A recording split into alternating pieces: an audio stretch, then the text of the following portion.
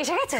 কেমন হয়েছে গো আন্টি? আরে দারুণ আন্টি, দেখো দুর্দান্ত আন্টি বানিয়েছে, কি সুন্দর দেখতে, আর অনেকটা সোনা দিয়ে বানিয়েছে। ডাবলুর পছন্দ হয়েছে তো? পছন্দ হয়েছে? দেখো আমার ঘরে চল দেখাচ্ছি। চল না ঘরে না, এক্ষুনি দেখো প্লিজ, এক্ষুনি দেখো। বাবা তোদের দশ হয় না কোনো কিছুতে, দেখাচ্ছি। ডাবলুকে বললাম একটু আংটিটা পরে দেখ, হাতে না একটু ঢিলা হচ্ছে। তা আমি জিজ্ঞেস করলাম, হ্যাঁ রে বিয়ের টেনশনে তুই রোগা হয়ে গেলি? তাই হয়েছে মনে হয়। ও বড় বৌমা, ডাবলু কোথাও ওকে দেখছি না তো। কিসব মিটিং টিটিং আছে বা, ওই জন্য আসছে বাড়ি। বিয়ের আগে আমার নাতি শ্বশুরকে কাজ দেখাচ্ছে, কাজ।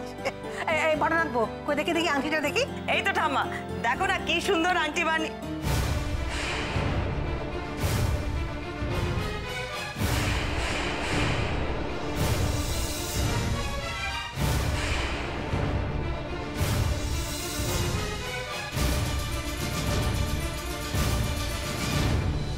কি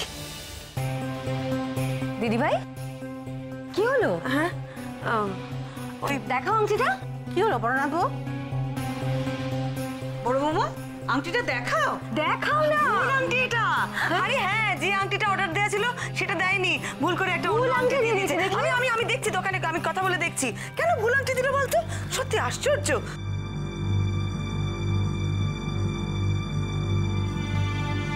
দিদি ভাই নিজে গিয়ে ভুল আংটি নিয়ে এলো? বড়নাথ বউ তো কোনোদিন এমন বেখেয়াল হয় না।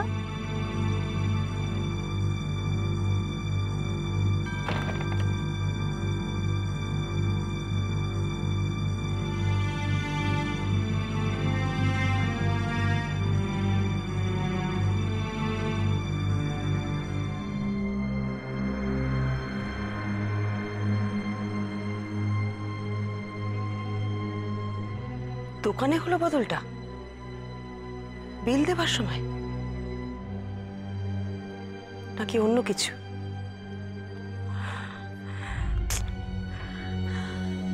আমি এভাবে যে ওপরে চলে এলাম ঠিক করলাম না, সবাই চিন্তায় পড়ে যাবে। সব কথা কাউকে বলা যাবে না। আমাকে এক্ষুনি একবার দোকানে যেতে হবে, আংটিটা নিয়ে আসতে হবে। কি বৌমনি এত ভুলভুল করে উপরে উঠে গেলে যে? হ্যাঁ ওই আমি ভাবলাম কি জানিস তো, আংটিটা গিয়ে বদলে আনি, আর আরো কিছু গয়না তো আমাদের অর্ডার দেওয়া আছে, তো কাগজটা তাই উপর থেকে নিয়ে এলাম। যাই গিয়ে একবার দেখি, যদি ওগুলো রেডি থাকে নিয়ে চলে আসবো। দেখ সময় তো বেশি নেই না, সেই জন্য আর কি। তাহলে আমি বাবা, তুমি যেভাবে রাজধানীর মতন ছুট লাগালে মনে হলো বাক্সে কি জানি কি আছে। না ঠাম্মা ওই দিদি ভাই শোনো না, তুমি যখন আবার বেরোছো তখন আমিও যাই না, আমার 2 মিনিট লাগবে। না না না নন্দা নন্দা শোন না কারুর যাওয়ার দরকার নেই, বাড়িতে এত কাজ আছে, আমি যাবো আর আসবো। আরে কিছু হবে না, আমি আসছি, আমি এক্ষুনি চলে আসবো। বৌমনি আমরাও যাবো তোমার সাথে। না না না কারুর যাওয়ার দরকার নেই। আরে তত্ত্ব সাজানো বাকি, তোরা নন্দাকে হেল্প কর, আমি আসছি। শোন শোন শোন শোন শোন। ও হ্যাঁ শোন, বলছি যে এসব কথা টাবলুকে বলার কোনো দরকার নেই। হ্যাঁ মা বলছি যে দোকান থেকে যে আংটিটা বদলে গেছে সেটা টাবলুকে বলবেন না, ওকে তো জানেন, শুনলে আমার মন খারাপ করবে। বলবো না, ওকে বলবো না, কিন্তু এরকম ভুল করার মেয়ে তো তুমি নও, তুমি হঠাৎ আজকে এরকম ভুল করলে। যাকে যাকে যাও, সাবধানে যেও। হ্যাঁ মা আমি যাবো আর আসবো। তাড়াতাড়ি আসবে। হ্যাঁ তাড়াতাড়ি আসবো। আছি। আমি এই সব কিছু বন্ধ করতে পারি, কিন্তু একটা শর্তে। তোমাকে আর দুর্গাকে আমাকে ছুঁয়ে কথা দিতে হবে, এর সাথে তোমরা কোনো যোগাযোগ আর রাখবে না। শোনো, আমরা এখনো তোমার মতন এতটা পাথর হয়ে যায়নি। তোমাকে ছুঁয়ে আমি এত বড় কথাটা, এটাই আমার শেষ কথা তোমাকে। দাদা ভাই, পুতুলটা না দিয়ে এসেছি। আস্তে, একেবারে বজরংবলী আন্টির হাতে দিয়েছো তো? না, আমরা তো দরজা দিয়ে গড়িয়ে দিয়েছি, ঘরে তো ঠাম্মু ছিল তাই ঢুকতে পারিনি।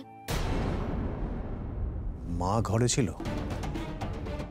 এ বাবা, যদি মার হাতে পড়ে তাহলে তো মুশকিল। ওনার কোনো সর্দারজির সাথে পরিচয় ছিল? সর্দারজি? না।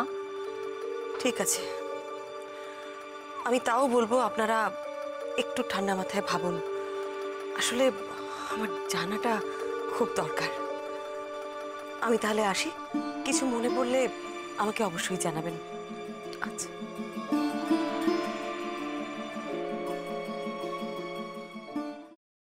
ফ্রাইং প্যানে Emami healthy and tasty refined rice bran oil গরম করে তাতে গোটা কালো সর্ষে আর কারি পাতা ফোড়ন দিয়ে ওর মধ্যে একে একে টমেটো কুচি, বাঁধাকপি বাটা, নুন, হলুদ গুঁড়ো, শুকনো লঙ্কা গুঁড়ো আর সামান্য চিনি দিয়ে ভালো করে কষিয়ে নিয়ে ওই মিশ্রণে কুড়িয়ে বেটে রাখা নারকেল, পাকা লঙ্কা কুচি আর কারি পাতা দিয়ে ভালো করে নাড়াচাড়া করে নামিয়ে নিয়ে নারকেলের স্লাইস, পাকা লঙ্কা স্লাইস আর কারি পাতা দিয়ে সাজিয়ে সার্ভ করুন বাঁধাকপির ঝাল।